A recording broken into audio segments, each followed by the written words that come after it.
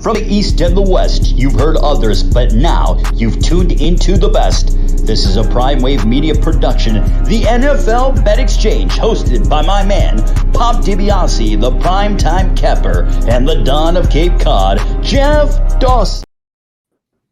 What's up, world? It's the one and only Pop DiBiase, the primetime capper, and it is time for the NFL Bet Exchange. And you know we got the best, the Don of Cape Cod himself, the East Coast finesse, the East Coast investor, that man, that dude, Mr. Jeff MF and Dawson, you know, because I'm saying this, I'm being cocky about Jeff MF and Dawson because my man was on the IR last week. He called me, said, man, I'm feeling terrible, I'm sick, but I still get you the picks. Okay, so Jeff off the couch probably had his best performance all season, 10-5-1, just kicking butt. And me, and I was a little down in the weather myself too, and I should have probably stayed out of it. But look at me. I went 3-12-1. I'm the Carolina Panthers of picking games this year, I guess. You know what I mean?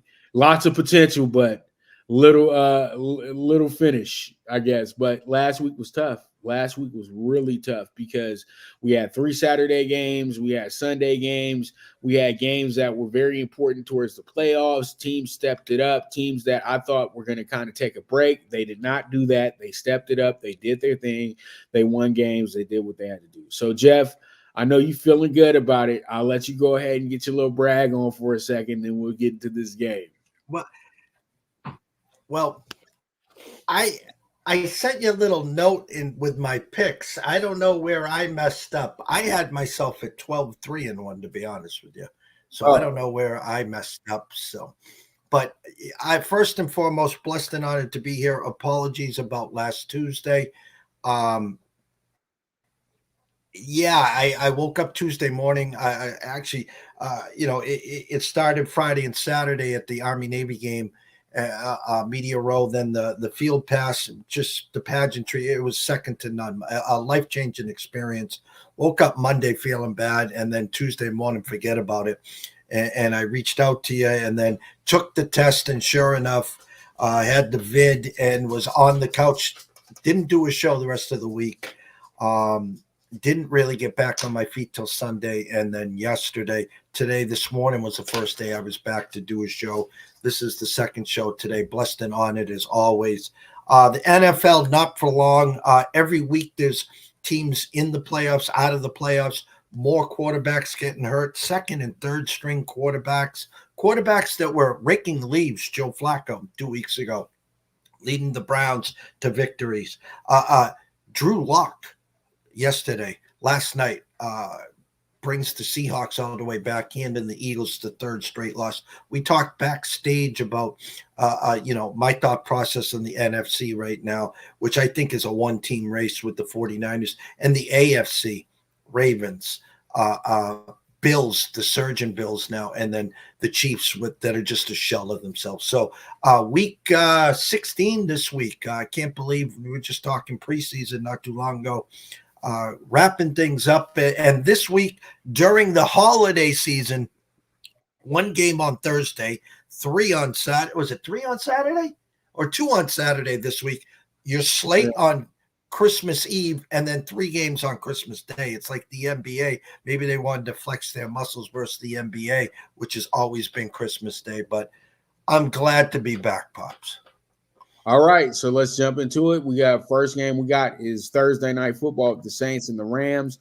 7-7 teams. This is what we call a playoff eliminator, but this is not necessarily a playoff eliminator in my opinion. I think what goes down here is it's more about this game being about the this game is more about being the I would say this game is more about being very, I would really say this one's more about being, one team chasing a title in a sense, and another team chasing another team chasing a playoff spot, because the Rams have already lost out. The West belongs to the 49ers. The Saints are in a three-way race even though it seems like Atlanta's starting to falter out of this race somewhat. And then you have the situation where you have the Bucks, who have resurged themselves as at the top of the food chain for this situation as well too.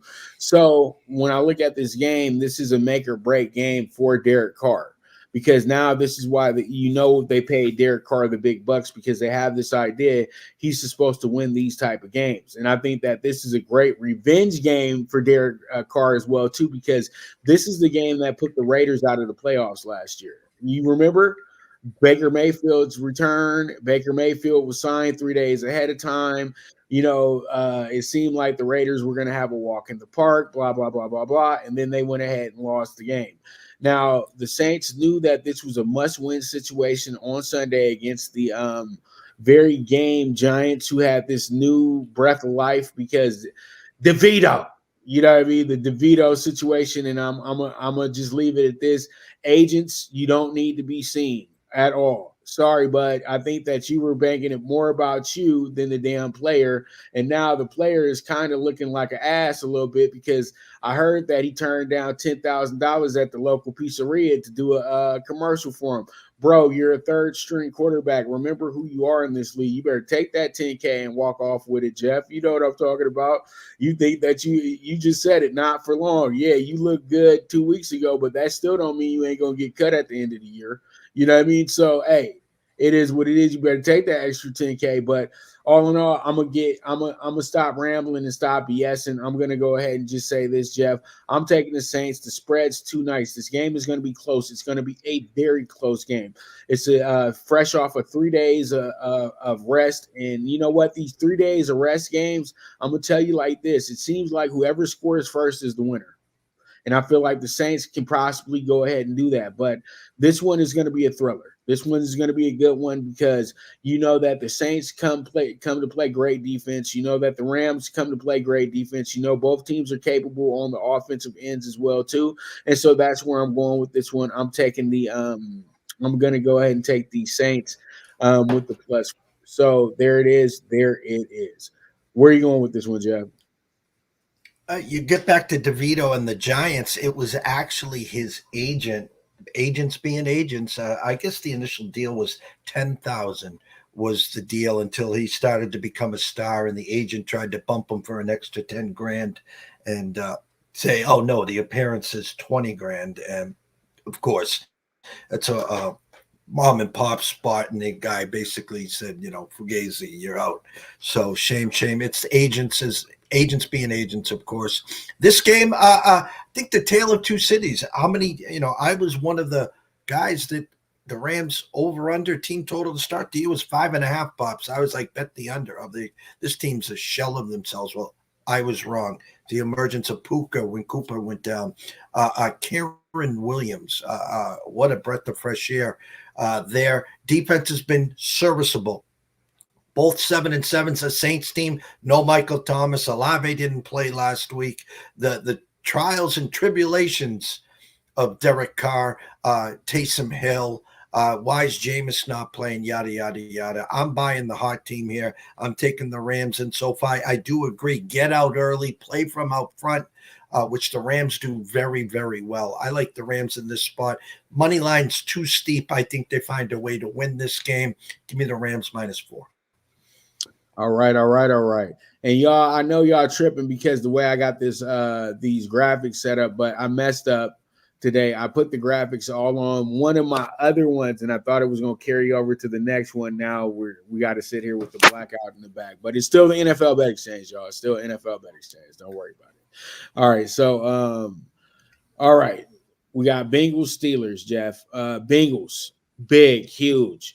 8-6, Steelers 7-7, struggling mightily as well too. They got absolutely bashed in Indianapolis. I didn't see that coming.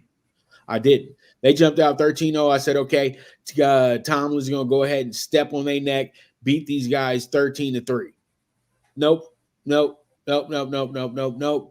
back end showed us that they are a 50-50 bunch. They need that pass rush to be getting home for them to look good. Because if that pass rush don't get home, they are absolutely atrocious on that side of the football. So you know how great front sevens can be, and you know how bad back ends can be when you have great players in your front seven that can really go ahead and disguise the weaknesses in your back end of the defense, and that's exactly what was shown on Saturday night when the Colts and the Steelers did link up.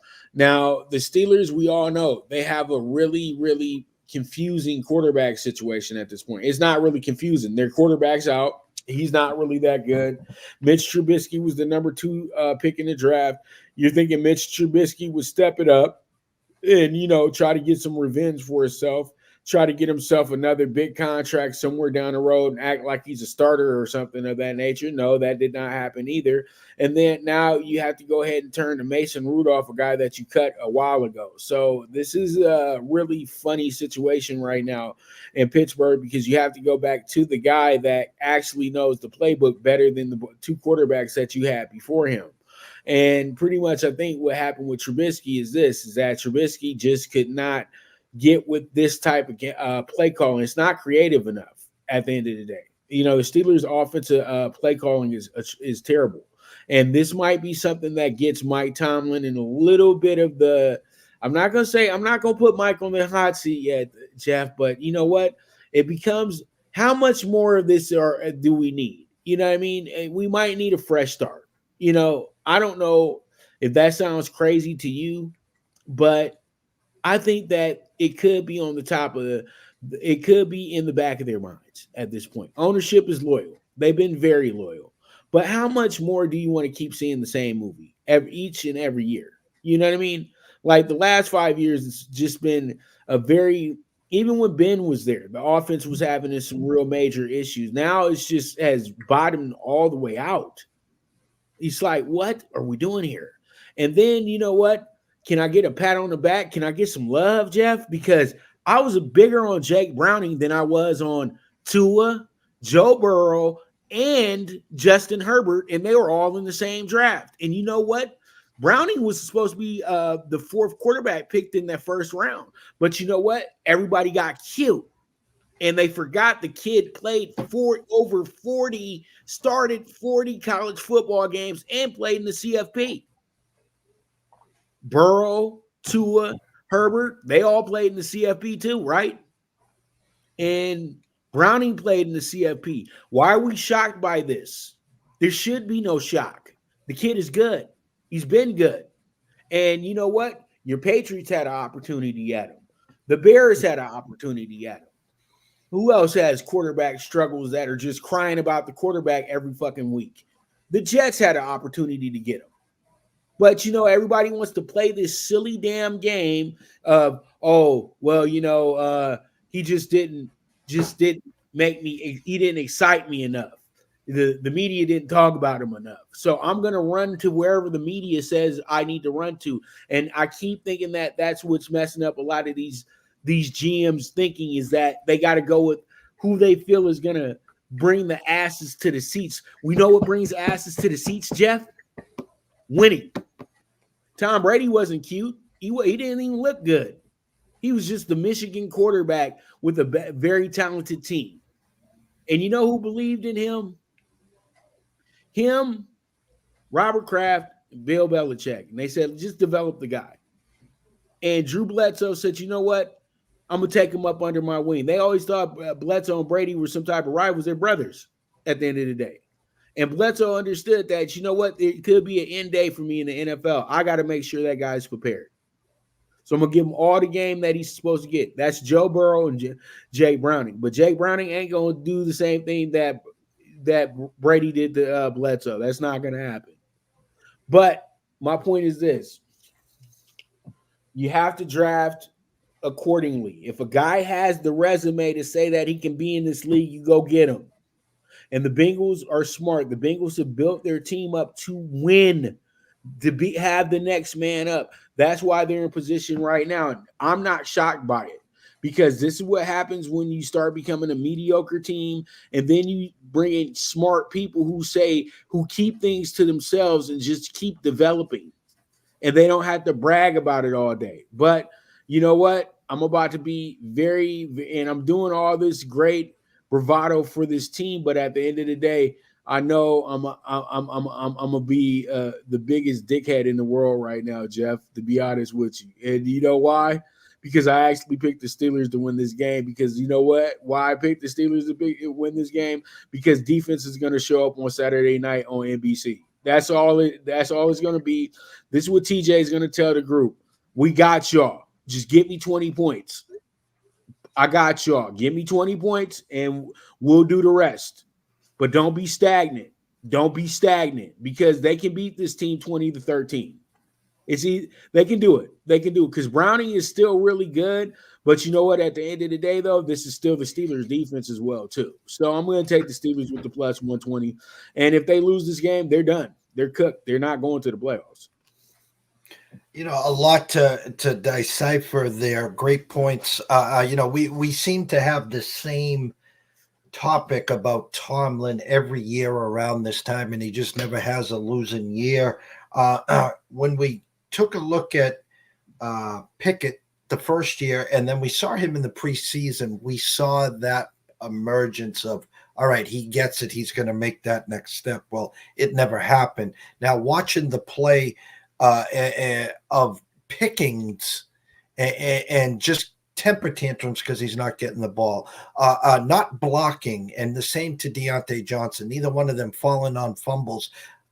It looks like Tomlin has lost this locker room. Now, as we know, the Steelers, they don't fire coaches. So they're going to have a strong assessment at the end of this year, because there's going to be, 6, 7, 8, 9, 10 coaches that lose their job. Do you want to get into that carousel? And if there's 9 openings, how many people are going to be flocking to be a part of Pittsburgh? It's a quarterback-driven league.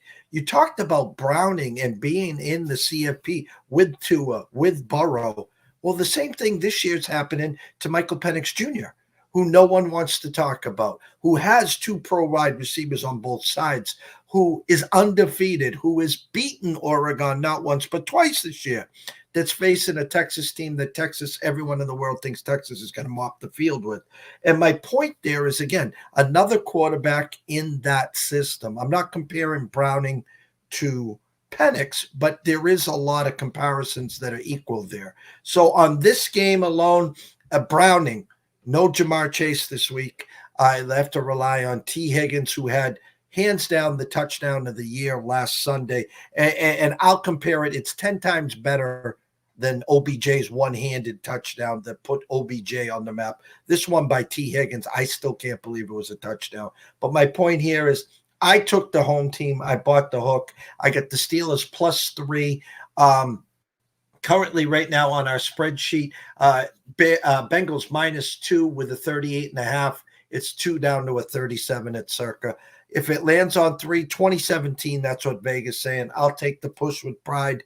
But again, the sense of urgency, whoever wins this game is still in. Whoever loses is getting ready for the draft in March.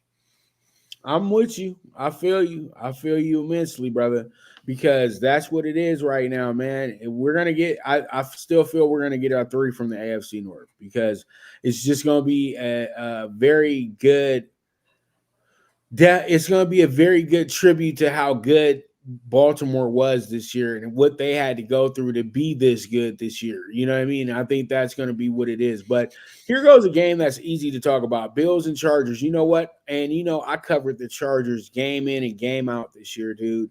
And I think I know them better than anybody over the last 3 or 4 years, ever since they moved into SoFi. This team was always consistently good for winning 3 in a row, then losing 3 in a row. Winning 2 in a row, then losing 2 in a row, and then being an 8-9 or 9-8 team. And it seemed like we were headed towards that until we got to the Broncos game. The Broncos absolutely shut everything down, but they took advantage of a very, very skeleton crew worth of wide receivers at this point. Keenan Allen's been dealing with injuries since game 1. You got Mike Williams out. You got the Farmer, who's still kind of back and forth with his injuries as well, too. You finally got Guyton out there on the field, but it's a little bit too late. But then at the end of the day, the guy that was supposed to be the guy for the Chargers that never showed up, Quentin Johnston. was an absolute. And you know what? I'm not going to throw the guy away. We're not going to do Toy Story, Jeff, and throw Woody back into the box. No. You got to develop the kid. So that means that whoever their wide receivers coach is going to be next year, or their offensive coordinator, they're going to have to do a lot of work with their younger wide receivers. And I think that Quentin Johnston put a lot of pressure on himself to be a great player, because you have two elite receivers right in front of you. And he wasn't able to step up and be the guy that he was hyped to be. He dropped some of the biggest catches of the season, and could have been big moments for this guy as well, too. So he has done them no favors. Well, I'm going to be real quick here.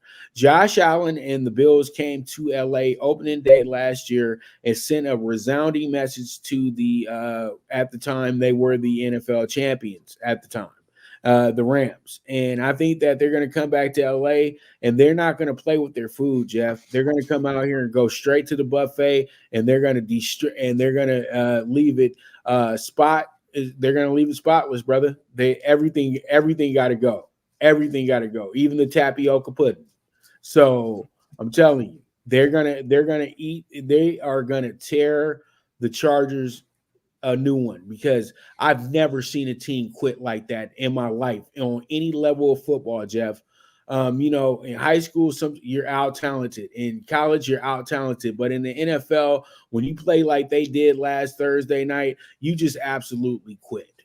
The Raiders don't have more talent than the Chargers. They didn't even want to win that game. And they went over there and annihilated the Chargers just because they knew that they had prey. And you know what? At the end of the day, everybody got their wish. The coach got fired, but what's it going to fix? They're still going to get beat by 30 this week. Who cares? So what was the point of firing the coach?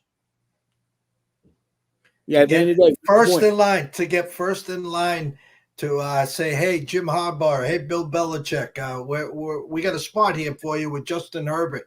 Right. That's the reason to get in front of the line. Man, they are so cheap. They're going to go get Kellen Moore, bro. Come on, man.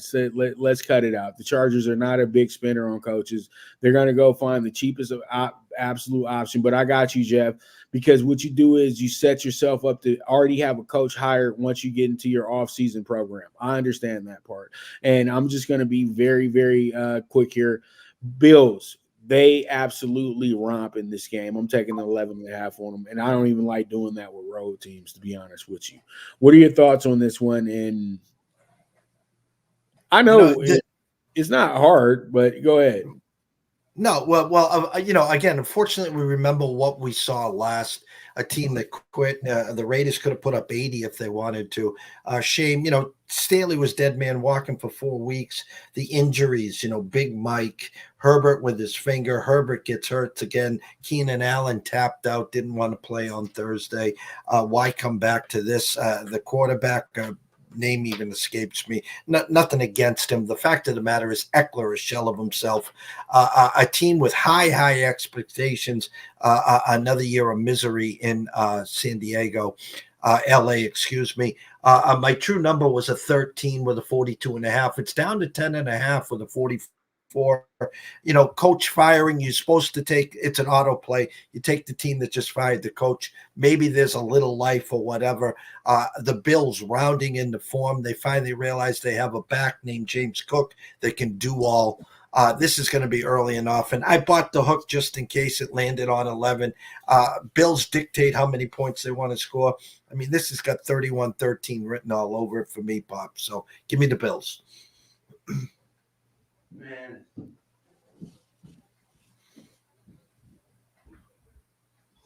I had to find my phone. Sorry. Man, it's going to be a bloodbath, dude. That's all I can say, Jeff. Bloodbath. It's going to be very, very bad. Chargers ain't going to be able to get no clubs for the rest of the year. No clubs until the season's over. So let's go ahead and move into our next, which is going to be this. None other than the game of the week, in a sense. I'm going to let you kick this one off too, Jeff. It's going to be this one right here. It's going to be the Texans and the Browns. The Browns 9-5, baby. 9-5. And then you got the Texans, the can't go away game, 8-6. I'm gonna let you go ahead and kick this one off real quick. What are your thoughts? Who do you have winning the game? I've talked for weeks upon weeks upon weeks. Can you guys just give DeMeco Ryan the coach of the year? I mean, kind of funny all week, the public, no CJ Stroud, no chance. And they get down, 14-0, 17, whatever the number was. And coach is like, you know what? I believe in Case Keenum. I believe that he's been in these spots before, and they just wore down the Titans. And then no Tank Dell, no Nico Collins, no problem, because there's Noah Brown. And to win that game just should have been the cherry on top for the coach of the year. And in come Joe Flacco and the Browns. I didn't say Brian Sipe, which most of your followers and listeners don't know who Brian Sipe is. Google him. No, Bernie Kosar. Google him. Joe Flacco, who was raking leaves 2 weeks ago, leads the Browns into Houston. I'm checking the number here. Houston 1.5 with a 42. Now 2.5 with a 42.5. Obviously leaning and trending towards CJ Stroud being able to play. Defenses travel. Remember that, guys. As much as the Texans, it's been a great story. Can the Texans win? Of course they can. They're playing phenomenal football. But I'm going to take the better defense. I'm going to take the Browns here. I bought the hook. I got them up to 3, an under over of 42. First one to 21 wins this game. Hard-fought battle either which way. This is that 21-20 all day, Pops. I like the Browns. I feel a little pizza and beer money on the money line as well. Probably the game of the week or one of the game of the weeks, leaning the better defense with the Browns, Pops. All right, so what I'm going to do here, Jeff, is going to be obvious, man. I'm taking the Browns to win this game straight up. Reason being is because I know Stefanowski's going to really get in tune with the boys this week and tell them this is the game right here. This is the playoffs right here, fellas. And you know what? We can't wait on playing New York, okay? Because the Jets are playing possum. Let's keep it real. The Jets they're going to play the last few weeks of the season. These teams want to be spoilers. That's what y'all got to understand about the NFL. This is the toughest month of the year. December is the juggernaut. It really is, Jeff, because you'll dominate the team that you're supposed to dominate. And then when the low team comes in here, you lose to them. Texans are a great example of that. We all walked into New York with the idea, Texans are going to rock them. They're going to do this. They're going to do that. And then guess what happened? CJ Stroud is out on a concussion. They didn't even have any points in the first half for the game because the Jets stepped it up and they played a game plan that the Texans weren't ready for. Now, the Texans go in there with the vet like Case Keenum last Sunday, going against the Titans, who are a team that are 50-50 every week. It's all depends on how certain units are going to do. They're still going through the growing pains with Will Levis. So that's why you had a game that was really a toss them up. Even though they went up 13-0, you never felt like, okay, they got the game. You know what I mean, Jeff? You never felt like that. You felt like, okay, this is a divisional game, and knowing the Texans, they're going to figure out a way to try to get back in this game. And when it comes to DeMeco Ryans, he is hands down the coach of the year, because he's doing exactly what his predecessors did when he was a player in Houston. You know how many quarterbacks DeMeco Ryans went to the playoffs with? So CJ getting hurt and all that good stuff didn't mean shit to him. That he just make sure I got a good enough backup. That's it. He comes from, a great school of coaches. It's not, and it's damn sure ain't Kyle Shanahan. Let's just nip that in the butt right now. He has the good coaches of the world. Like, I'm trying to think of their coach's name. He's Elway's old backup too. But that coach was one of the more consistent coaches in the NFL till he had a heart attack on the field. And yeah, he didn't lead them to a bunch of championships, but they went to the playoffs a lot. And they did it with crews that you didn't expect them to do it with, because they had a defense that you can lean on. And DeMeco has made sure they have a defense that you can lean on. But I feel like the pressure is getting too much. And the Browns got the right guy in position for them. They see if this was DTR playing, you probably had the Browns as a 5.5-point dog playing in this game, or a 6.5-point dog in this game. And DTR is awesome. He's great, but he doesn't have the experience.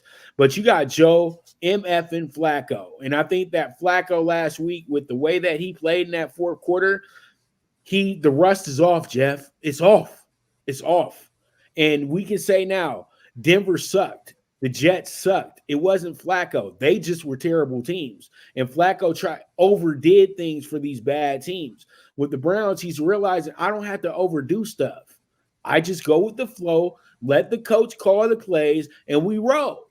And I think this week is going to be their best game with Flacco, and they are going to dominate the Texans this week. They're going to show where the experience is at, and it ain't with the Texans. And you know what? Texans get all the props in the world, though, because this team was not supposed to be this. This team was not supposed to ever get past damn, man, I'm fucking up today. But this team was never supposed to get past, 4 or 5 wins this year. It was supposed to be a learning curve year for CJ. He was going to be good. He's going to be great. But you saw at the end of that second game of his career that, you know what, this guy doesn't want to be mediocre at all. He's not into that. You know what I mean? He's not in the learning curve and all that stuff. And I think by him having a little bit more of an edge to him, he's been able to really thrive, Jeff, in the NFL. And that's why Bryce has kind of been able to – why Bryce has struggled, because Bryce is different. He comes from a 2-parent home, a real coddled. He went to all the best schools. You're always the number one guy because you're a nice guy. You're a really nice guy. But to play in the NFL, you got to have an edge to you. You got to have an attitude to you. You got to be ready to kick somebody's ass for real. Not your lineman. You have to be able to kick somebody's ass. You know what I mean? And, Brady got that in him very early. Phillip Rivers had it in him the whole time. And that's how you get great quarterbacks. But when you get great game managers are always, hey, how you doing? I'm a nice guy. But the game changers, what Cam Newton was talking about on his podcast, those guys got to have an attitude, because guys light your ass up when you're playing. You know what I mean? They're not going to go pat you on the butt. Hey, man, good job. Oh, man, I didn't mean to rough you up that bad. No, they're trying to hurt you. CJ has already experienced that. You know what I mean? Because guess what? You try to go head up with a defensive guy the week before, Denver game. What comes back the next week? Jets light your ass up because they like, we're not doing that with you today. You ain't going to come up and try to punk me, buddy. So that's how this league works. And I think that's exactly why this is going to be one of the better games of the week, because you got new versus old, and you got a great coach. You got 2 great coaches that don't get enough credit. It's that simple. So with that, we're going to take our first commercial break. And when we get back, we're going to let Jeff take over the show, and I'm going to just shut up. So, all right. But, we having fun, but we a little bit over. So you guys stay tuned. This is the NFL Bet Exchange with the one and only Pop DiBiase, the primetime capper, and the Don of Cape Cod, Mr. Jeff Dawson. And we'll be right back to you. Good News Only Racing Club, led by the legendary Doug O'Neill, the trainer of 2 Kentucky Derby winners, and I'll Have Another, and Nyquist. Also trained 2-time Breeders' Cup champ Golden Sense, who are just a part of a long list of thoroughbred champions trained by Doug O'Neill. The Good News Only Racing Club has a young core of horses to look out for in Dennis's Celery, Irish Heatwave, and Notre Dame, just to name a few. Win the day every day with the Good News Only Racing Club, a proud sponsor of the NFL Bet Exchange. From the East and the West, you've heard others, but now you've tuned into the best. This is a Prime Wave Media production.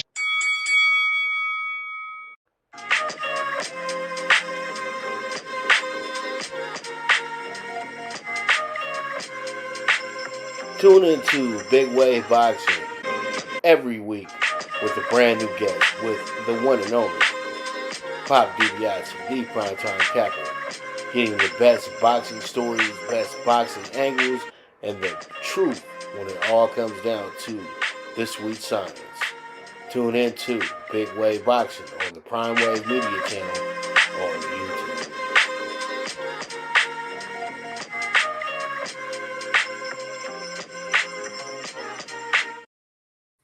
All right, here we are, Jeff. Let's go ahead and jump into our next game, which is going to be a really good one here. It's going to be the Colts, 8-6, the surprise of the league. See, this team is really surprising me, and that's a good thing because I didn't trust their coach, but I don't think it's really about the coach. I think that it's more about just them being a great built roster. You know what I mean? The coach were already good roster as is at the end of the day. And we kind of overshadowed them because they were the number 4 selection in the draft, but they were a good roster moving forward. And you know what? They surprised a lot of people with Joshua Downs. Joshua Downs is one of the best wide receivers in the country. And Sam Howell is a favorite guy. And Sam Howell, we knew Sam Howell had like 4 or 5 guys that could play in the NFL when he was at North Carolina. So Josh Downs being a baller in the league really shouldn't surprise anybody. And the Falcons, this team is one team that you say it's okay for y'all to go after a quarterback in the draft. You don't owe Ritter anything. Ritter was drafted in the 3rd round for a reason because he's a career backup. Let's just keep it real. And he's a developmental quarterback. He's not a guy you throw right in, even though he was a 4-year senior and he played 50 some odd college football games. He won 40 of them, blah, blah, blah, blah, blah. But you did it in Cincinnati, of all places. You didn't do it at Alabama. You didn't do it at Georgia. You didn't do it at Ohio State.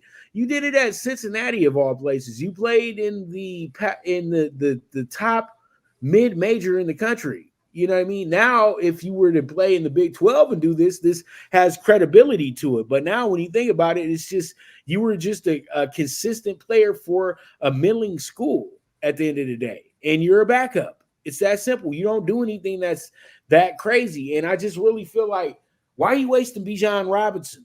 I think that, you're trying not to get the guy hurt. But it's the NFL, man. You got to let these guys play, Jeff. You know what I mean? You got to let them play. Stop coddling. Stop babysitting. This ain't the NBA.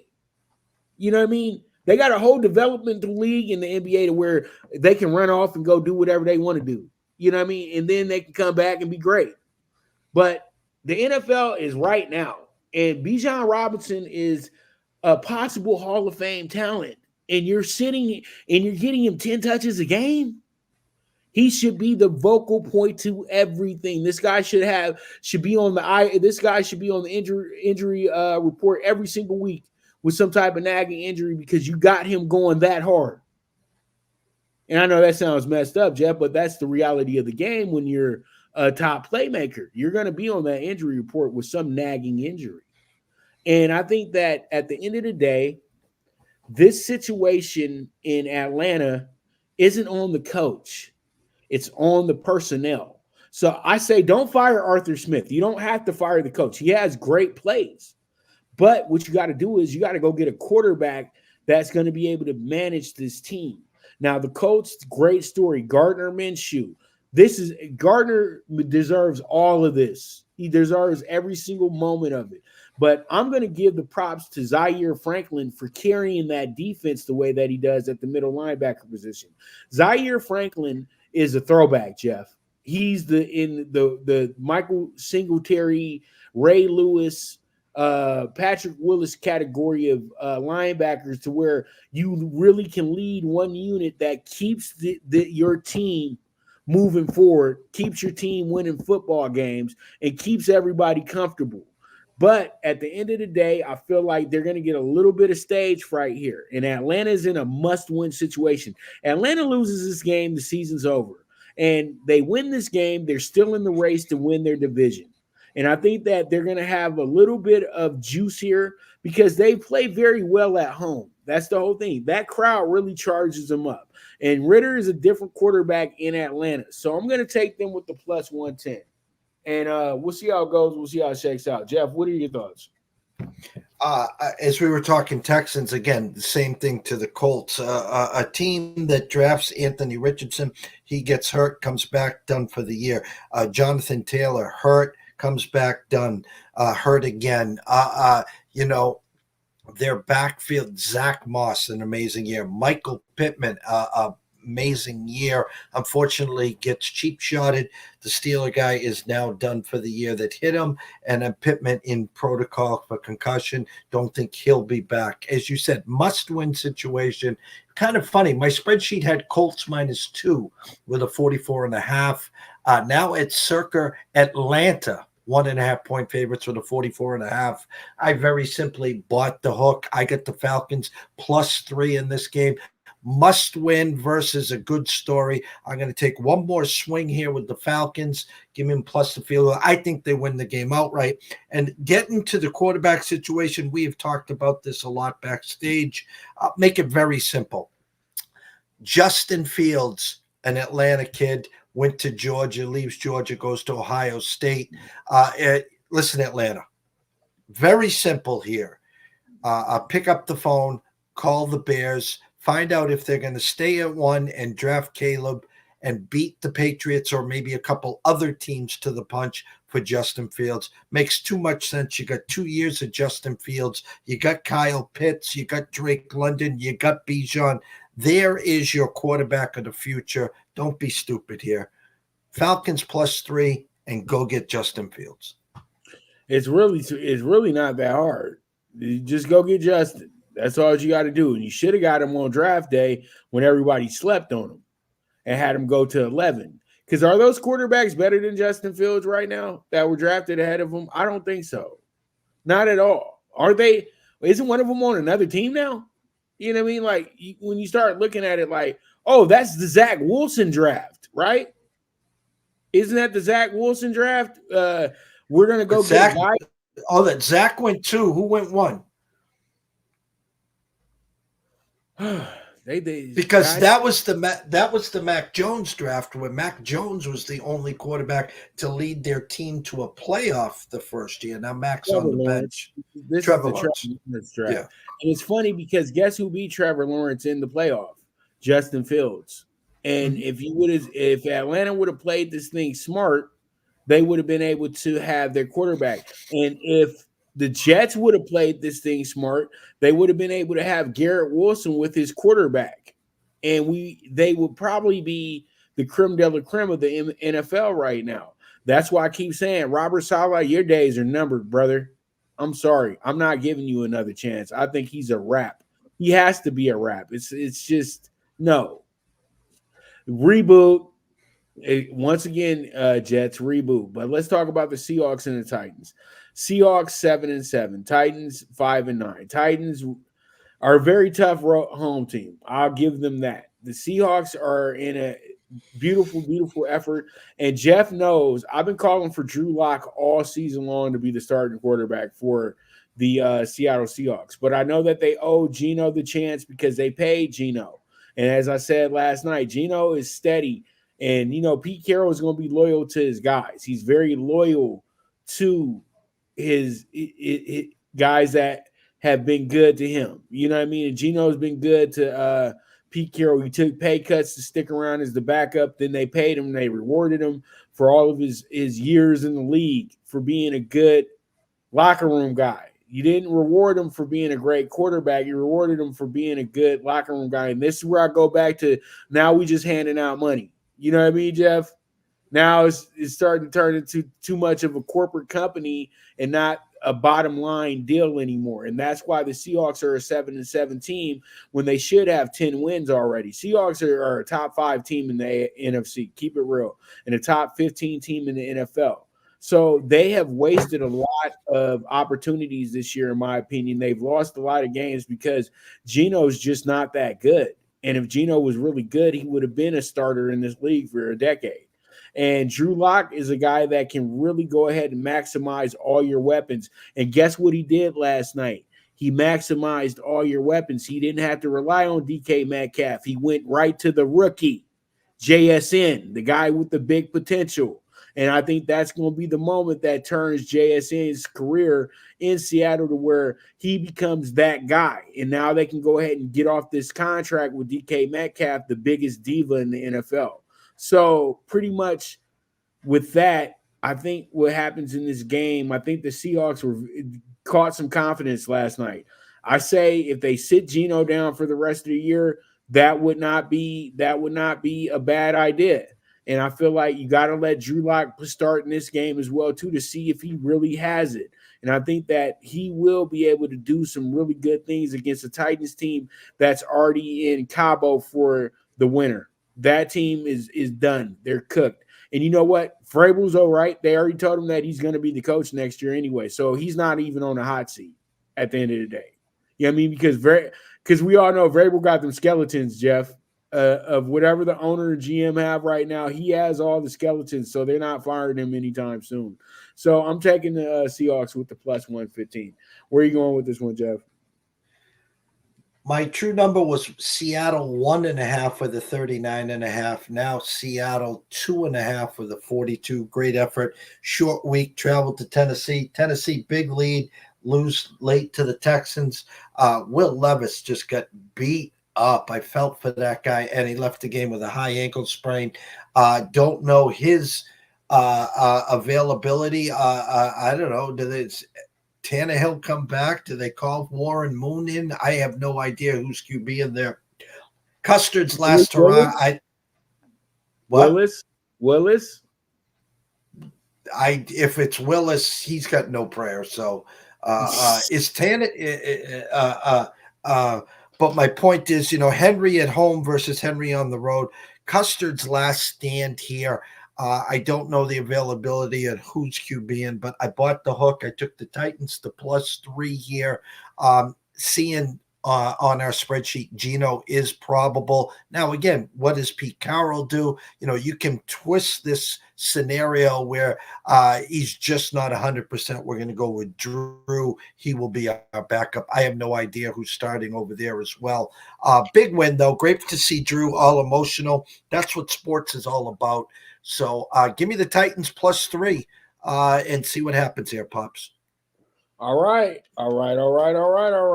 So we move forward. Let's go ahead and get in the Lions and the Vikings. And I think the Lions are cooked. They're done, to be honest with you. You know what I mean? Nick Mullins is a good get you down to the 30-yard line, but that's about it.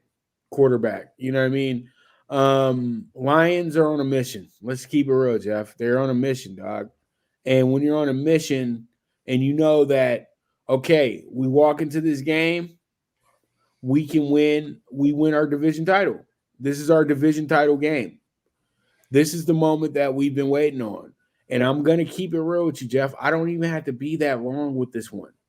I remember a few years back when Jared Goff was playing for the Rams and the Rams were making their moment happen.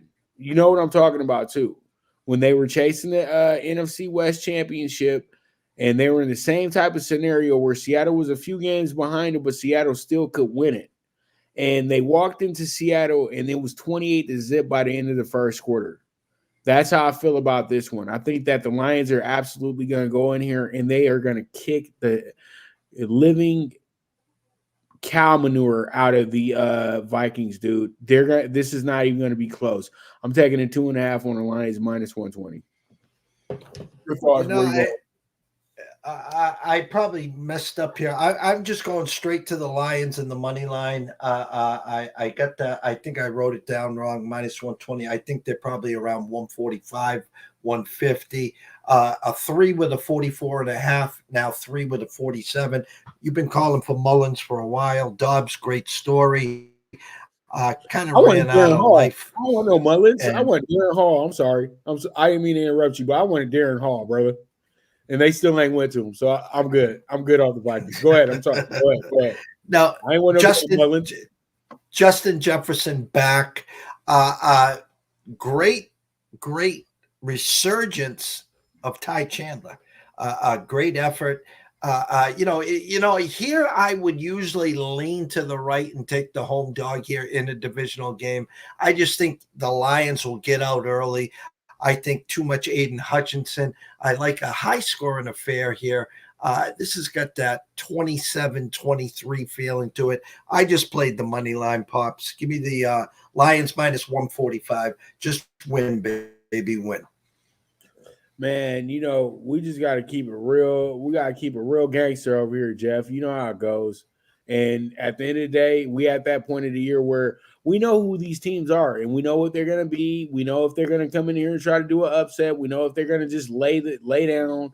We know what's going to happen. And I just think that Minnesota just knows that they ain't got enough. And Detroit is going to play this game like it's a playoff game, and they're going to absolutely crush Minnesota on Sunday. I'm guaranteed. You know what I mean?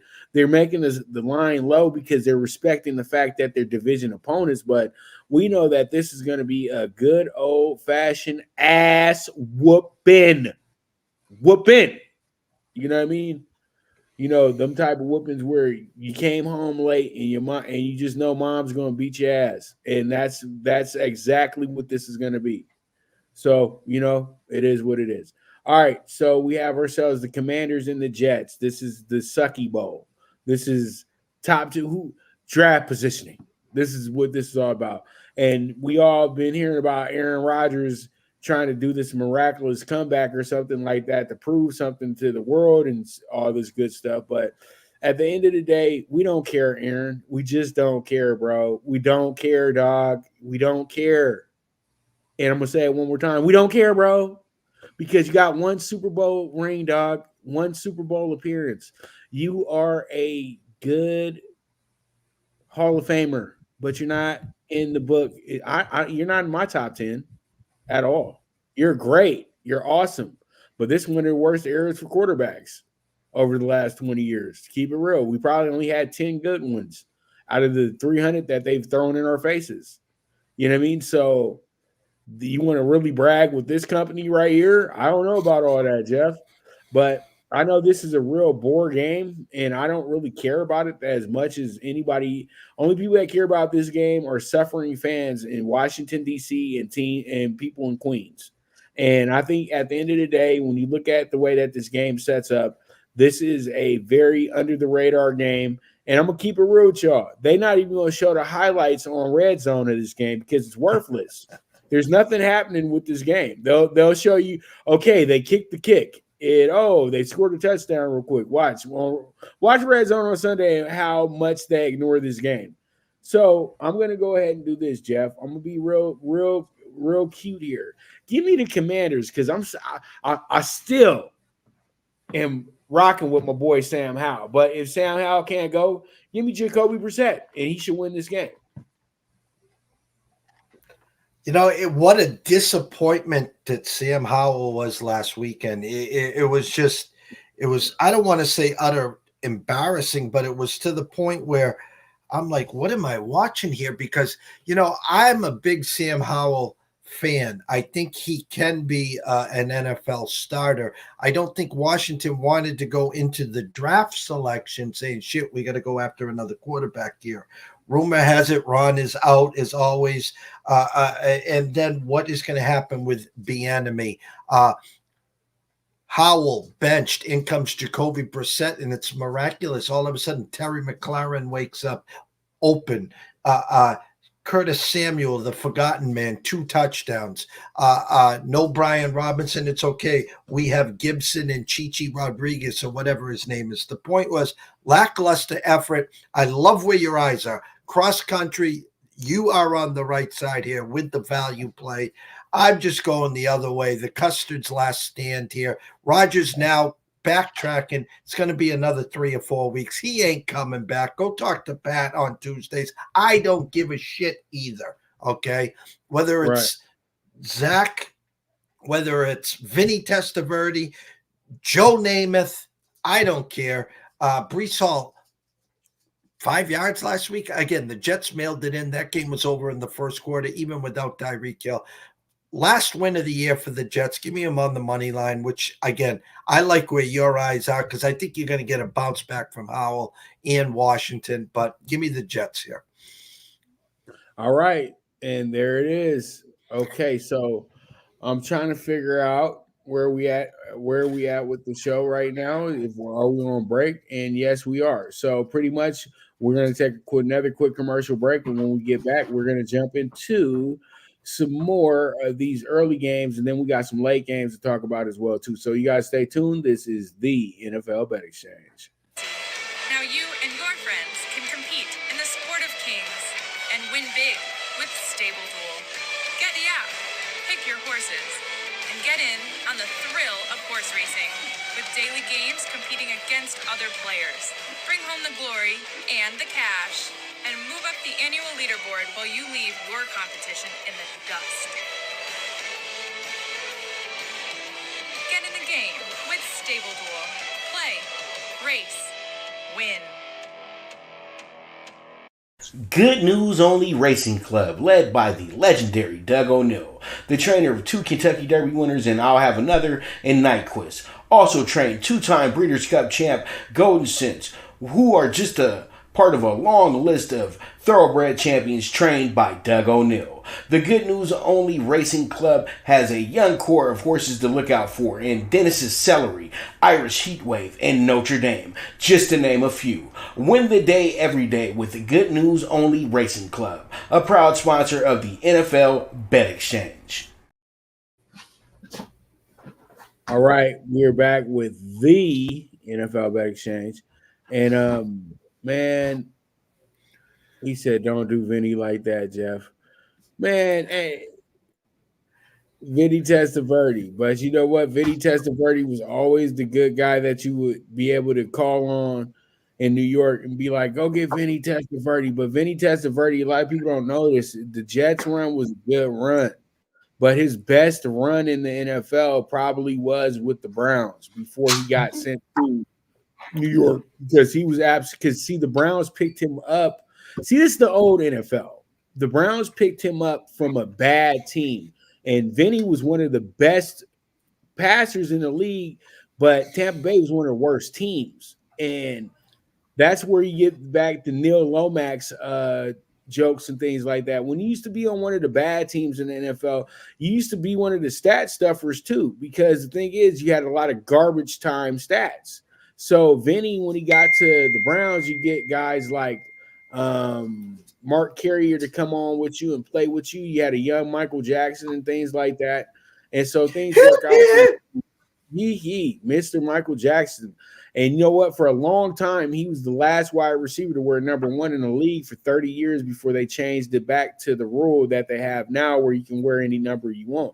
So that's pretty crazy in itself. RIP to Mike Jackson as well, too, because he passed away about a decade ago. My motorcycle accident. And the funniest thing was he was one of the more he's legendary with the Ravens. You know what I mean? Like, not just on the field, but off the field as well, too. So gone but not forgotten, brother. Packers 6-8, Panthers 2-12, plus 4.5, over under 36.5. Jeff, man, I'm so mad. Like, damn, the Panthers got themselves one of those schoolyard wins last week. Didn't score a touchdown, but figured out how to get the ball in the red zone and kick field goals with bad weather. And I think that was a coming of age moment for Bryce, to be honest with you, to win that ugly. You know what I mean? And it shows him, hey, you know what? At the end of the day in the NFL, we just need you to win the game, brother. We don't need you to go out there and be pretty and be like you were at Modern Day and Alabama and things like that. We just need you to just keep trying, man, and just keep fighting. And I think that might be a game changer for this kid moving forward in his career. But we'll see, though. I keep doing all these positive things for the kid, but you know what? He's not following up the way he's supposed to for me, Jeff. You know what I mean? But you know what? I really like this kid in Green Bay, man. Jordan Love. I really feel like Jordan Love is a guy that they did the right thing. You know, let Aaron Rodgers sit up there and do his ego stuff and be a diva and all this other good stuff. And then, you know what? Let's go ahead when he's ready to roll. Get his ass out of here as fast as possible, because we do have something sitting over here on the sideline. And I think that Jordan Love next year, since he's getting comfortable now, next year he'll be a top 5 passer in the league. Bookmark this right now. He'll be one of the top 5 guys in the NFL, if not one of the top 5 guys in the NFC. So with all those great soliloquies and things like that, this is a must-win situation. Shout out to the pup as well too. I don't know who he's picking for, but I would say don't pick the Panthers. So pretty much I'm going to go ahead and take the Packers. Packers are going to annihilate the Panthers here because they really need a good gimme game. You know what I mean? And I think last week, once again, they had a game they should have won, but they wound up losing that game. I think this week they'll bounce back. I like the 4.5, and this is a must win. This is the playoffs right here. So we'll see how it goes. We'll see how it checks out. I'll take the Packers with the 4.5 right here. My spreadsheet says 5.5 with the 36.5, now down to 5 with the 36. Anyone that listens to what I have to say, I know lots of times it's like, Charlie Brown and the teacher and the want. But my point is the emergence of Jordan Love came with the healthiness of Christian Watson. As Watson got healthier, Love got more comfortable. That moves Romeo Doubs from a 1 to a 2. That moves Jaden Reed, from a 1 to from a 1 to a 2 to a 2 to a 1, however you want to cut that up. My point is no Watson, no win last week. It's simple. I love where Jordan's going. I do. He looks a lot more comfortable. Aaron Jones returned. It was just the Baker Mayfield show and the wide receiver show. Defense did not show up for the Packers. Look for a bounce back. This is the classic bounce back spot here. Again, I'm on the Packers. I'm obviously hoping Watson is back for this. I bought the hook. I took the Packers down to 4, under over a 36. I think this is your classic 23-13 Packers, Pops. All right. Pack, go Pack, go Pack, go Pack. All right. So that's where we're at with this. And we move forward. Let's go ahead and jump into our next, which is going to be the Raiders and the Chiefs. One of the oldest rivalries in the AFC, AFL arch rivals as well, too. And Jeff, remember that video game, arcade game, Arch Rivals? Jeff, you kind of paused there for a second, buddy. I'm like, man, as many skating rinks as you've been over there in the Northeast, Arch Rivals was one of the first game that you see when you walk up in there. Like, that was everybody's first basketball arcade game. Arch Rivals. And I just bring up Arch Rivals because this is just what Kansas City and the Raiders remind me of. Like, absolutely just teams that absolutely can't stand each other at the end of the day. But not to interrupt you, I'm old enough to talk about Atari. I am the Space Invader and Asteroid guy, okay? So when you talk Arch Rivals, now you're getting into the Donkey Kong and all the other, the Galagulas and all like that. Of course I know Arch Rivals.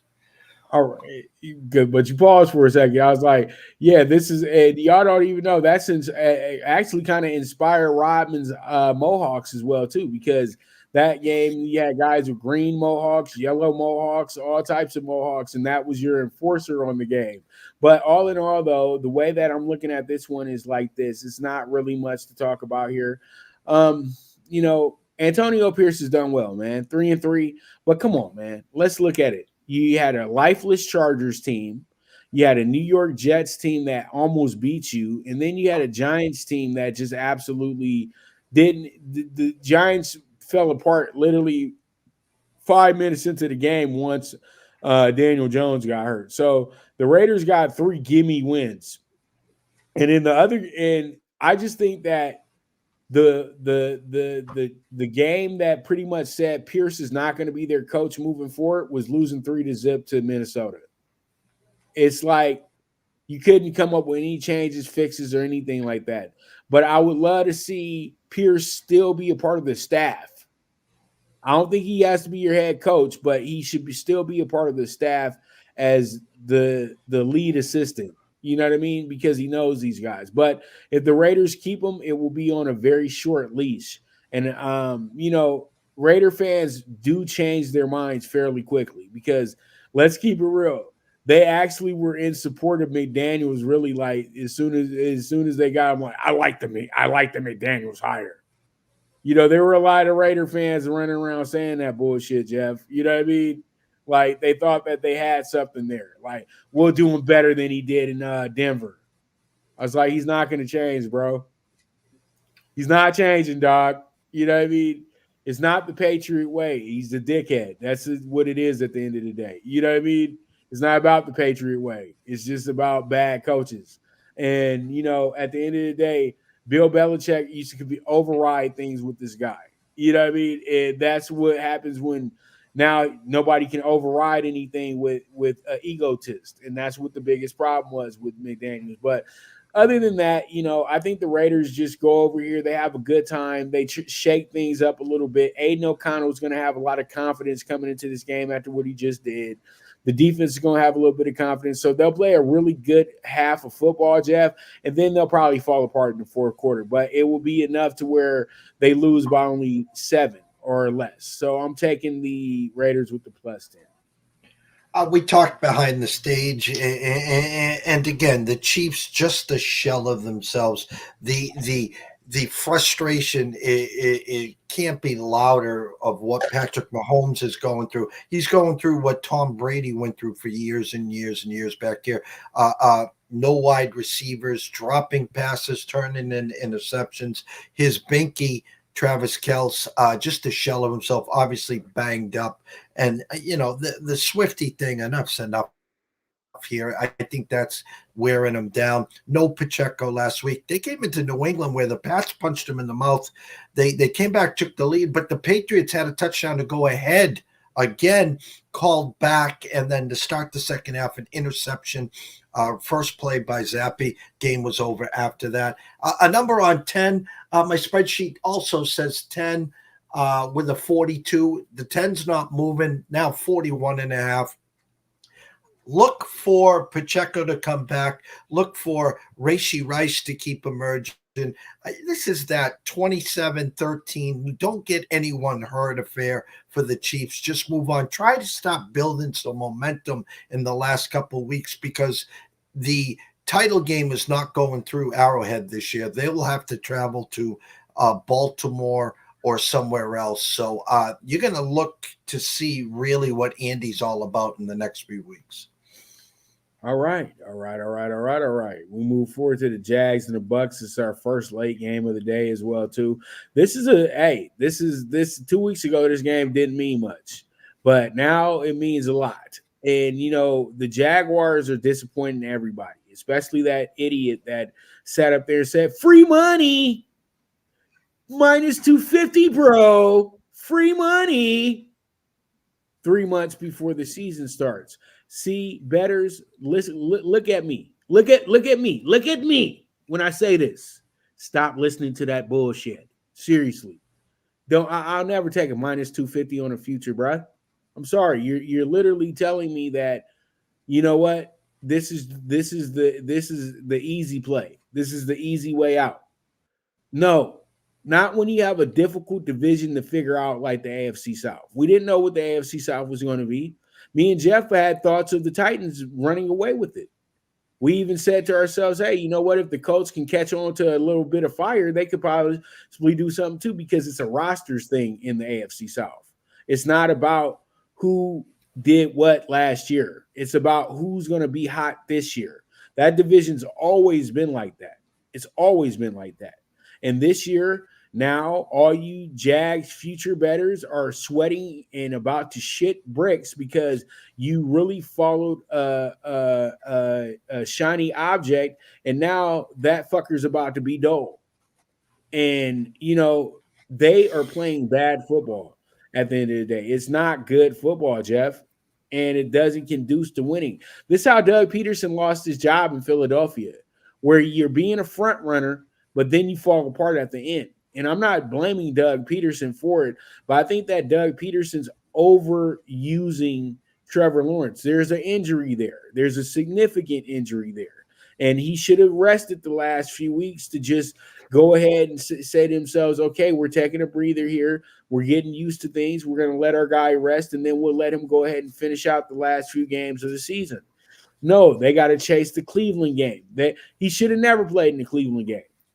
Even though the game got close at the end, he should have never played in that game. And then last week, you step into this game with the Ravens, and you start making really childish mistakes here. It's almost like you gave the controller to your 7-year-old son to go play Madden. You're playing Madden with him. He wants to play Madden with you so bad, and you give him the controller, you got everything set up nice. You tell him what plays to run, and he's still fucking up every play. You know what I mean? So at the end of the day, I think the Jaguars are in a lot of trouble, but I think that this will be a good get back game for them because I can't trust the Bucs, man. I'm sorry, Jeff. The Bucs have just lost way too much money, and then they lose me money when I bet against them because they win. So I don't know what to do anymore, man. I just don't. So I'm gonna just take the Jags. So give me the -110, brother. Money line. Let's see how it goes. Let's see how it checks out. Where are you going with this? Tough game. I mean, just the injury report alone.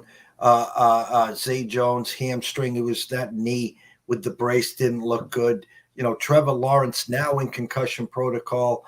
A game that they lost the game in the first half. They had 4 times in the red zone, missed a couple field goals. Lawrence fumbles as he's sliding down, and then just wide open wide receivers, not using ETN the proper way.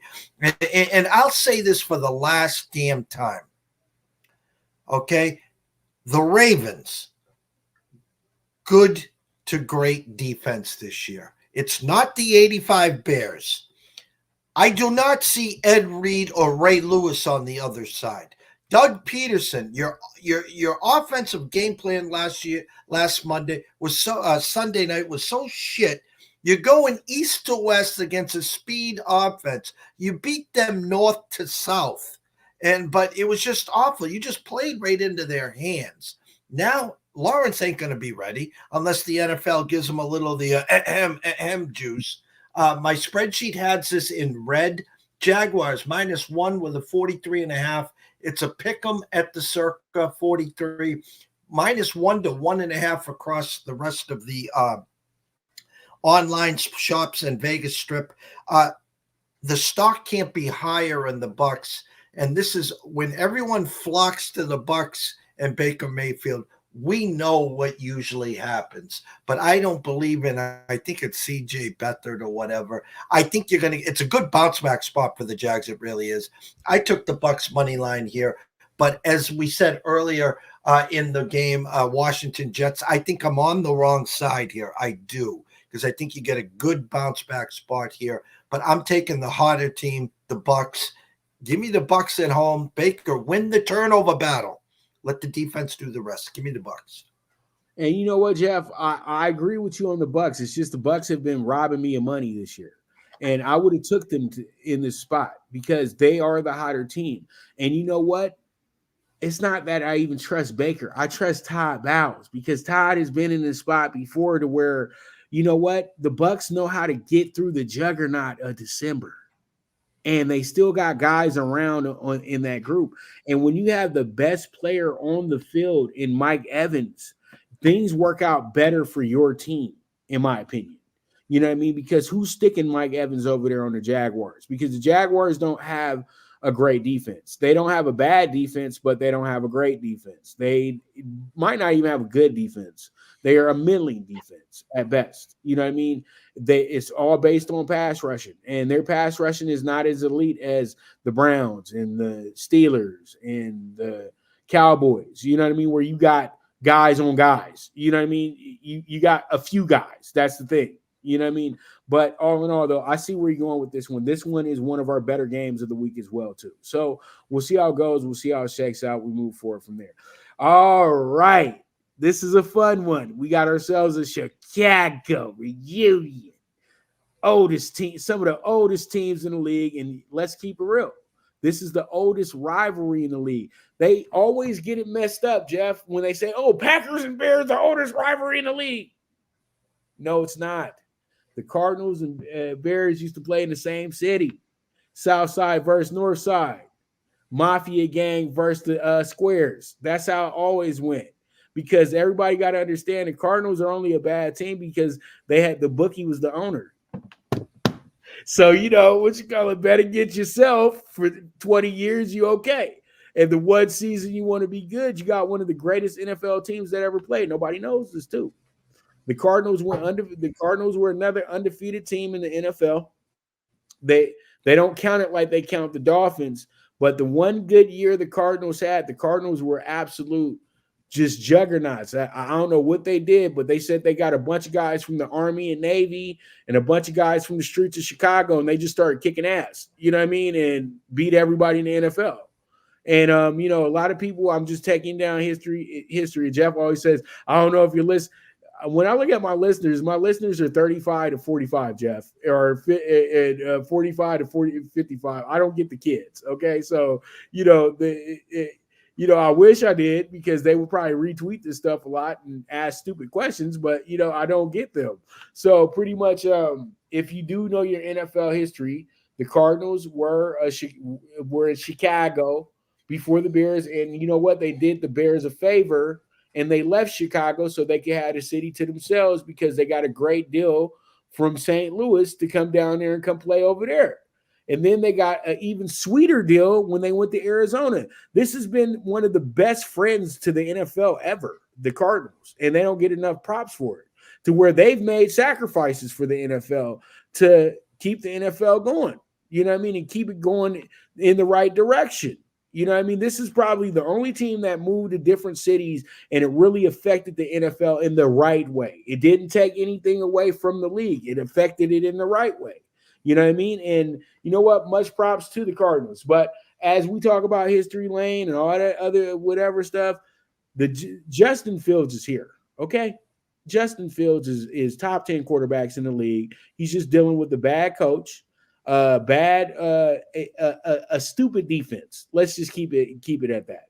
They're good, but they're dumb. And Montez Sweat has actually impacted this defense so good that they're not as bad as they were the first 8 weeks before they had him. He's an absolute gem for this team right now. DJ Moore, trade from last year, absolute gem for this team right now. They're building the pieces. Be patient, Chicago. You're going to get a winner.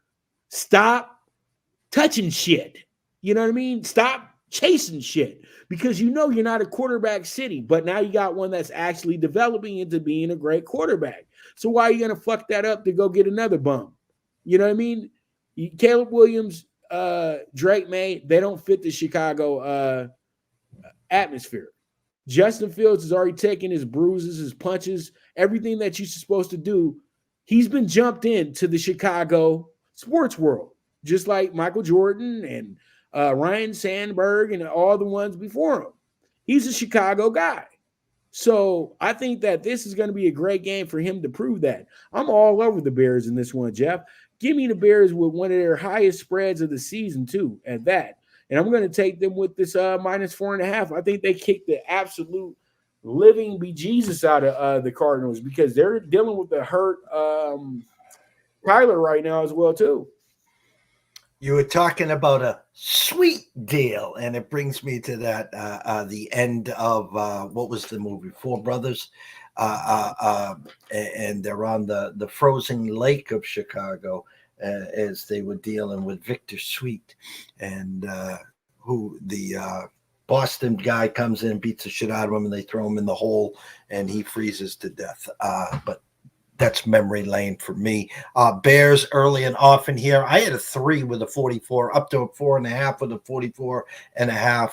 I expect some scoring here. Have some fun. I don't have the early weather report here. For all you fantasy players, get your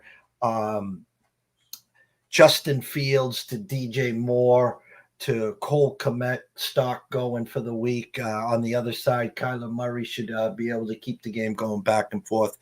Again, the Bears and this offseason will be the greatest offseason in a long, long time with the draft. And the Bears hold all the trump cards right now at 1-5 right now in the draft picks, with the Patriots sitting at number 2. Now, if Carolina happens to win a couple more games and the Pats move up to 1, maybe the Pats will maybe influence what the Bears are going to do. I think the PR hit, there will be a new coach in town. Is it going to be Jim Harbaugh or who they're going to bring in? But the PR hit of, hey, we've seen enough of Fields. Let's get the new shiny toy. And the fact is, you can clean the slate and have Caleb for 5 years versus Justin Fields for just 2 more years. So that will be the story of all stories. Give me the Bears, bought the hook, took them down to 4. Let's have some fun with this game, Pops. All right, so Jeff is taking the Bears as well too. We are on the same page in that regard, and we will take one final break. And when we get back, we're gonna break down pretty much the best games of the week. It seems like from what I can see with these four, well, at least two of them. So, with that, you guys stay tuned. This is the NFL Bet Exchange with the one and only Pop DiBiase, the primetime capper, and the Don of Cape Cod, Mr. Jeff Dawson. We'll be right back. Good News Only Racing Club, led by the legendary Doug O'Neill, the trainer of 2 Kentucky Derby winners and I'll Have Another and Nyquist. Also trained 2-time Breeders' Cup champ Golden Sense, who are just a part of a long list of thoroughbred champions trained by Doug O'Neill. The Good News Only Racing Club has a young core of horses to look out for in Dennis's Celery, Irish Heatwave, and Notre Dame, just to name a few. Win the day every day with the Good News Only Racing Club, a proud sponsor of the NFL Bet Exchange. From the East and the West, you've heard others, but now you've tuned into the best. This is a Prime Wave Media production.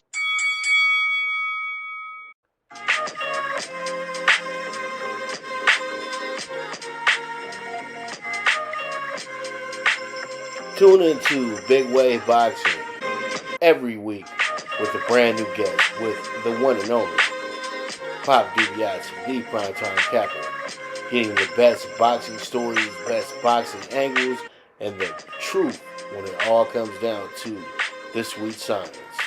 Tune into Big Wave Boxing on the Prime Wave Media channel on YouTube.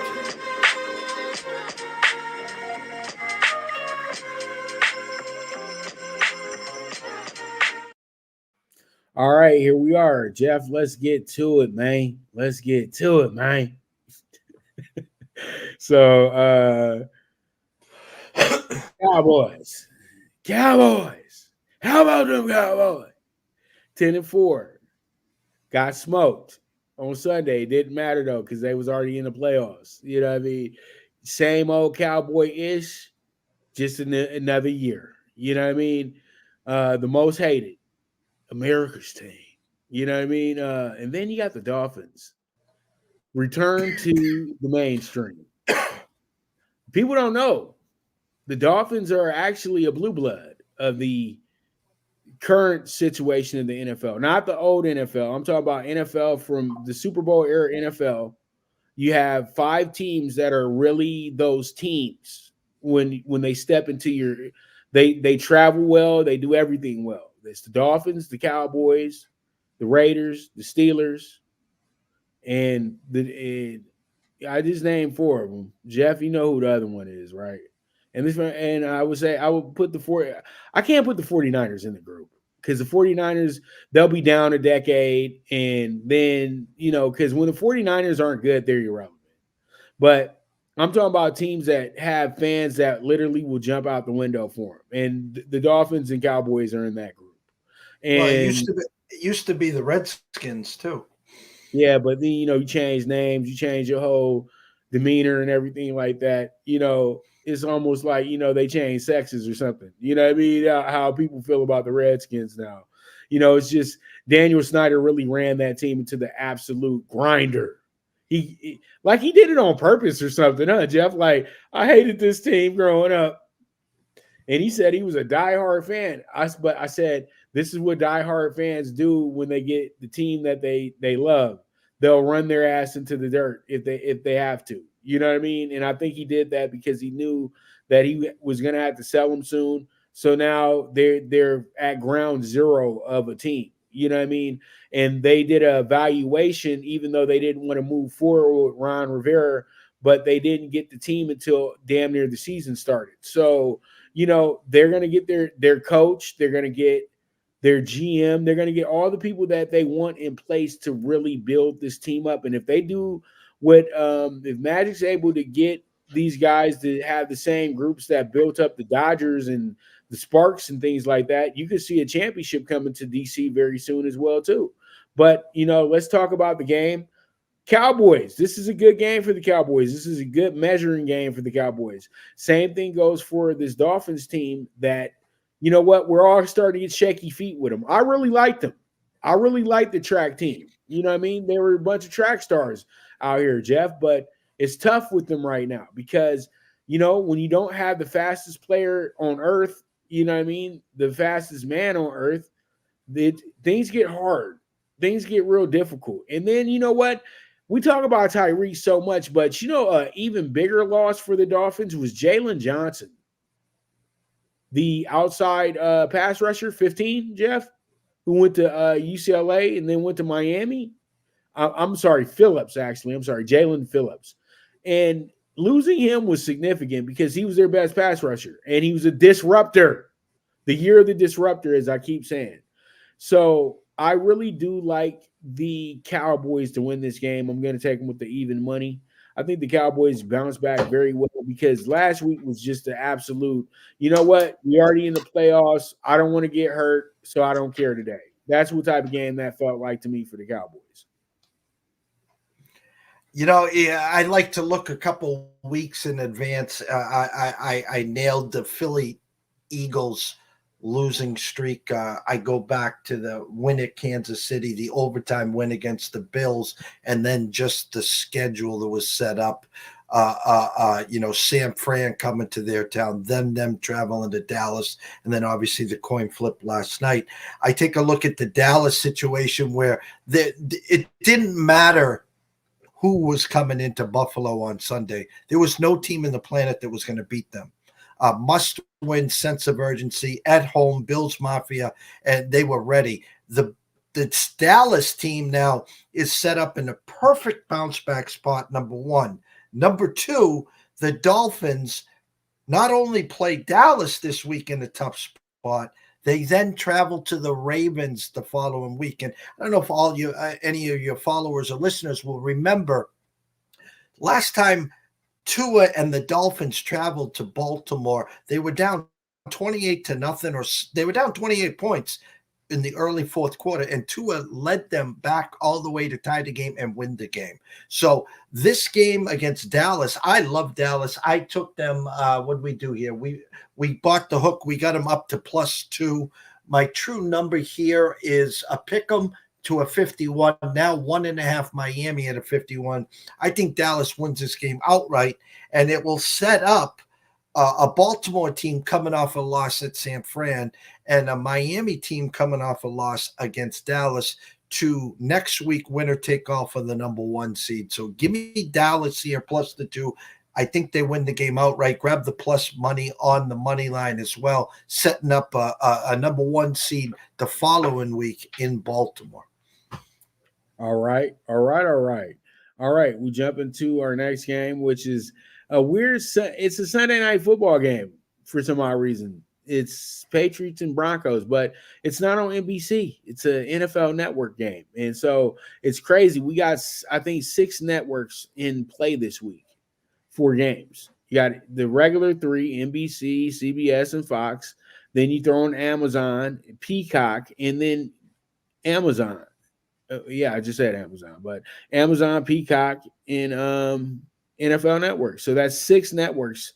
That's 6 different platforms this week for the NFL. Well, don't forget that's Christmas Eve. So again, they're just putting that game on wherever, and because there's 3 games on Monday, 1, 4:30, and 8:15. So all the big stages and platforms will have their say on Monday. So they just pulled it out of a hat, and there you go.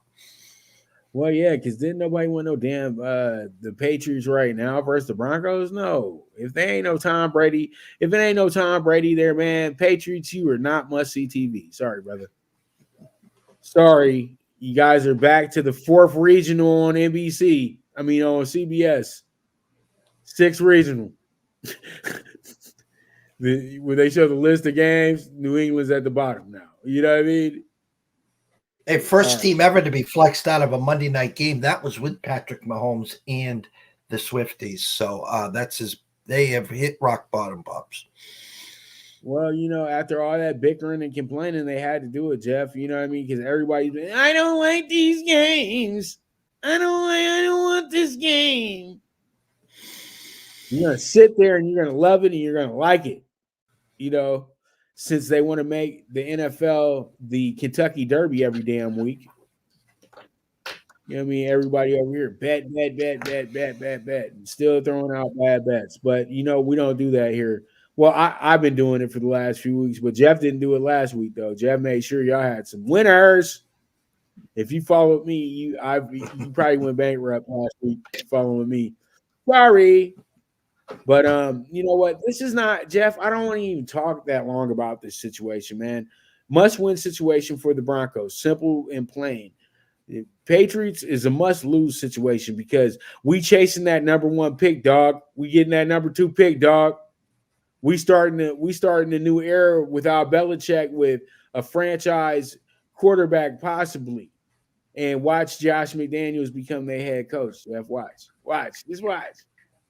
Bill O'Brien time. But all in all, I'm taking the Broncos 6.5, man. It's not much to it. Russell Wilson is in form. He's playing great football right now. Their defense is playing at a better level right now. They just kind of ran into a buzzsaw somewhat. You got to understand when that Detroit team gets going, especially at home, they're hard to beat. That's what type of game that was with Detroit, because Detroit is a great momentum team, and they've really earned the right of calling themselves one of the elite teams this season, and that's all that was this year. And the Detroit has proven that against the middling teams that are not really, that are going through the motions, and they're good one week, bad one week, they'll eat them alive. And that's exactly what they did to the Broncos. That won't happen this week. I like the Broncos with the 6.5. And the last time they played a Christmas game, the Patriots and the Broncos, it got really, really ugly. And yeah, Brady was the quarterback for the Patriots too. Your thoughts, and who are you going with this one, Jeff? It was simple for me. My numbers that were 6 with the 36.5. Now I'm up to 6.5 with the 34.5. I bought the hook. I took the Pats plus the full 7. This has got that 24-17 vibe. So I think if the Patriots can get over the 13-14 mark, get to 17 or more, win the turnover battle, you look for the Broncos in a bounce back spot on Christmas Eve. Pat's playing spoiler here. Obviously, for the locals, we don't want to win here. There'll be dogs this week. I forget who they have next week, and then they end with, I think they might actually have the Bills next week, and then they end with the Jets. So maybe that last game, which is at home, which could be Bills' last game as well. So give me them plus the 7. You expect Russell and company to have a bounce back spot here. I think Denver wins. Patriots find a way to cover. I'll go on record here. 23-17, Pops. How's that? All right. Okay, we have ourselves our Monday game, Christmas Day. And you know what? Everybody get your mood together. I think everybody acting so just, oh man, I ain't got no money. Man, when do we ever have money during Christmas? Come on, man. Just go get them kids them gifts, man. I was laughing the other day. I said, look at all these parents trying to compete with all the parentless people. Better stop. You know what I mean?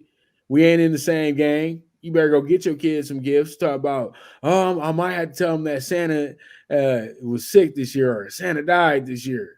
If you don't get your butt down to the mall and go spend money like you do every goddamn year and go get your kid what they've been demanding, it's just, stop putting on shows for the internet. That's all I got to say, Jeff. You know what I mean? Stop doing that. There's no point. But all in all, though, Christmas Day should be a beautiful day. And I'm just saying that this week, to all the people who always are arguing with people online and social media and stuff like that, take a week off. Enjoy your family. Be nice. Respect your peers. And understand that it's Christmas week and you don't have much longer on this earth. So just go ahead and, and I'm not saying like you're going to be done next week or anything. It's just that we up against time. I'm going to be 40 in a few months myself, and Jeff will be 22 in a few months himself. So, that's how things go. Because, at the end of the day, that's how it be. But you know what? I'm doing a lot of yammering because I really already made my mind up about this, Jeff. It's not really hard. I think that the Giants are going to have a Christmas Day miracle because I don't trust a damn thing the Eagles are doing right now. Plus 10.5 to the Giants. I went the other way. I bought the hook. I took Philly down to 10. A team that needs to stop the bleeding. In comes, Jimmy Cutlets or whatever they want to call him today. Listen, this team. Listen. Gonna be salty in Philly on Christmas Day. My number was 9.5 for the 41.5. Now 12 for the 42. Expect the defense from Philly to pin their ears back. I'm going to go on record. The Philly D has a pick six or fumbled, scoop and score. Look for A.J. Brown to finally get back into the end zone. This is a must. Philly's going to treat this like a playoff game. This is business-like. Giants don't get to double digits. That's what I'm going to say as well. This is Eagles early and often. Statement game. Don't get injured, and we move on and turn the page. And I'm just going to end with this. Nick Sirianni, when your quarterback cannot walk because of an illness or can't function correctly like a human being should, and any other human being probably would have had to really sit and lay in bed for a day, you don't play him, man. Give the guy a break. Seriously. You lost that game because you got greedy, brother. And you know what? At the end of the day, you don't have that much time to be Philly's coach because Philly don't like mistakes. They only let you make 3 mistakes in Philly, bro. Seriously. Andy Reid spread his mistakes out over a 10-year base. You know what I mean? He had a mistake in year 3, it was a mistake in year 6, and then he had a mistake, and then he just had a bad season. And Nick Sirianni, you have to understand, in Philly, they'll love you one day and throw you a parade. Next day, if you're not doing what they want you to do, they will throw you to the side of the road, brother. So, you have to make smart decisions at the end of the day. And really, the Eagles only lost last night because you refused to just let Jalen Hurts rest and get back to being him at the end of the day. But this is what happens when you sign those big-ass contracts too, Jeff. You know that. In the NFL, it's different. NBA, they coddle that shit. But in the NFL, hell no. You making $30 million a year, get your ass out there on the field. I don't care if you got a ruptured pinky. Get on out there. You can walk. That's how they act in the NFL when they pay you too much money. You know what I mean? Y'all got to understand. You got to understand your personnel. You got to understand your personnel. All right. Okay. I don't want to drag Jeff too longer because we actually started the show kind of on time today. So pretty much where are we at? We got the Monday Night Football. You ready for a party? It's the Ravens and 49ers with the Super Bowl preview. And we're on Christmas again, but this time we're in San Francisco, Jeff, because, we've played this game on Christmas twice already over the last decade. And it seems like they are must-see TV. The matchmakers always get it right in December, Jeff. I don't know how, but they do. You know what I mean? And this is really like in boxing terms, this would be the Bud and Errol of the season. You know what I mean? The big fight. You know what I mean? The big game. Because we always it always seems to work like this when you have two really good teams. You get what we feel is the Super Bowl preview, but we got a lot of time, Jeff. This is a parity season, and a lot of teams don't want to just be. They're not laying. They kicking a lot of teams' asses right now, but ain't nobody laying down in the playoffs. It's a different animal. You're gonna have to turn on that other gear, and Jeff, we've seen it, especially from the Ravens, where they don't know how to turn on that other gear out of the regular season. And this is a real judgment point with Lamar as well, too, because he's dealing with a tough AFC this year. This is not a walk in the park. 49ers, as me and Jeff were talking in the back, it's going to be like this. Their situation is a lot like how it used to be for certain teams, for all the great teams. You know what I mean? Oh, you're going to get a bye. Then they're going to bring the bum. Then you're going to play the so-called de facto big game against somebody that you've already kicked their ass. And so what happens? You know what I mean? It seems like they have already reserved themselves for Vegas. They're already going to bring a big fan base to the situation as well, too. So, when I look at this game, and I look at everything that sets up here, the Ravens really know how to really get to the 49ers. They know how to really rough them up a little bit. And you know what? Guess what, Jeff? They've lost 2 out of 3 to the AFC North. Both Ohio teams beat the San Francisco 49ers. So let's see what the best team in the division can do with the 49ers today on Monday night. And I think that this gets my dog better the week. Whoa, whoa, whoa, whoa, whoa, whoa. And I'm taking them plus 190 with the Ravens, man. Let's go. Money line. Let's get it. Where are you going with this one, Jeff? My numbers were 5.5 for the 46, now 5.5 for the 47. I got cute here. I bought the hook. I took the Ravens to the +6. I love where your eyes are here. A lot of people have this as the Super Bowl preview. If you ask the Ravens, they were going to go 2-1 in their next 3 games. Which 2 games did you want to win? They wanted to beat the Jags to get them out of their way, obviously. And then obviously next week on Miami. So I call this the perfect pancake game where the Niners are sitting home and just ready to get fat. Lamar, listen, they lose Keaton Mitchell late in the game. So now it's back to the Gus Bus and Justice Hill. Likely is really fit in. Zay Flowers was a non-factor last week. They're going to need a lot more Zay. But this is going to have to be ground and pound. Lamar's going to have to win the turnover battle. Going to have to put pressure on Brock Purdy. Now, my rant about Jacksonville and Peterson, let's see how the genius schemes his game plan this week. I guarantee you it's not east and west. It's north and south to Kittle, to Debo, to Ayuk. There's none of this. There'll be dinks and dunks, don't get me wrong. But I am telling you, it will be more north and south than east and west. Give me the Ravens plus the 6 minus the 120 here. Expecting a close game. Obviously, the game of the week, 47. And they go 24-23, Pops, is your final. All right. Okay, man. Beautiful show, Jeff, man. I was so happy to have you back with me today, man. I felt like I was really out of sorts last week without you, man. I was rushing through every game was like 3-minute talk, and that's it and that's all. But you know what? Great show today, Jeff, man. I thank you so much. Any parting words before we wrap this thing up? It's the holiday weeks. Listen, Christmas Eve, Christmas is, I know it's about family. It's about giving. I'm a giver, not a receiver. I like to see the smiles on people's faces, but a lot of times, especially this time of year, it's not easy for a lot of people, whether they've lost loved ones, financially, have no money, out of work, or whatever it is. So make the best of it. I often say, get out of your comfort zone.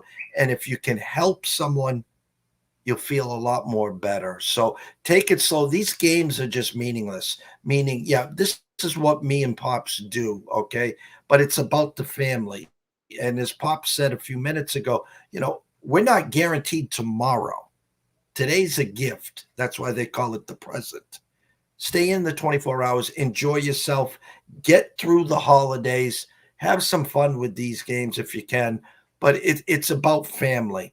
It's about giving and to be a part of something. And so I blessed and honored to be a part of me and Pops here in the NFL Bet Exchange. We are the OGs. We were back here in 11, 12, and 13 before this nonsense, which is on X or Twitter. So I'm blessed to be a part, Pops. Wishing nothing but happy holidays to you, your family, to all your followers. Right. And man, that's beautiful stuff right there. And I'm glad Jeff always reinforces that as well, too, because like a lot of these people, you see them complaining and it's talking about things that, we pretty much cleaned up 5-6 years ago, but it's brought itself back since all these states that now have their thing going on. And, it's funny to me that they don't really understand what's going to happen after the Super Bowl, but we'll let you understand what happens when it happens. Okay. But all in all, though, great week. And this is going to be one of the better weeks in the NFL. This is a week that you cannot say, oh, they got lucky. It ain't no luck no more. This is every game pretty much is 50-50. I don't care what people think. And if they think I'm sounding crazy, oh, well, I'm crazy. So with that, that's going to be a wrap on the NFL Bet Exchange, where you get the best bet in the game from me, the one and only Pop DiBiase, the primetime capper, and the Don of Cape Cod himself, Mr. Jeff Dawson. And we bid adieu. Toodles. Thank you for tuning in to the NFL Bet Exchange, where the sharpest bets are laid. This show was produced by the Prime Wave Media Group.